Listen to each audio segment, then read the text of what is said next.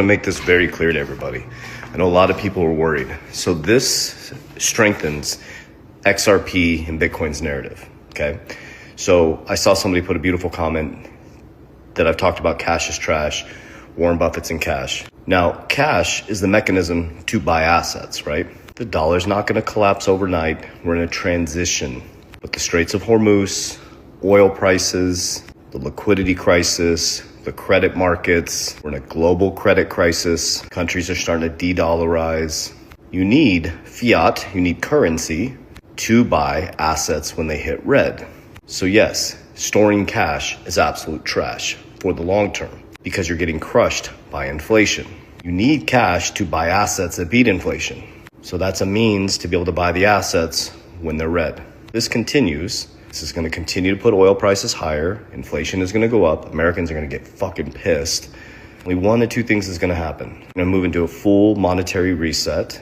That's going to happen no matter what. One's going to be a slow bleed. If they lower rates back down and print a bunch of money, it's going to just extend the problem. Or there's going to be a shift.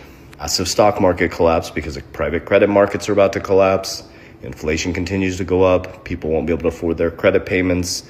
You got Japan's reverse carry trade. Japan's raising rates because we had basically 0% money for a very long time. People are borrowing in Japan and coming over to buy U.S. treasuries. The Ponzi scheme's over. Just like 1920 to 1929, it's no different.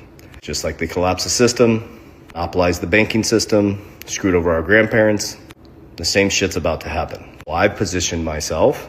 I keep buying more of when it goes red. Things like XRP, Bitcoin, insurance, cash generating assets. Continue to buy more insurance, more Bitcoin, more XRP, more silver. So hopefully that explains, and I really appreciate those questions. I know it can be very confusing if people don't understand the macro microeconomics and how they work. And there's been over 32 major market collapses over the last 200 years. And there will be a 33rd at some point. Markets don't care about you. They're fucking ruthless. They don't care if you can pay your bills. They don't care if you can feed your family. Go from the undisciplined to the disciplined. So pay attention to interest rates staying the same or going up. Pay attention to oil prices staying the same or going up.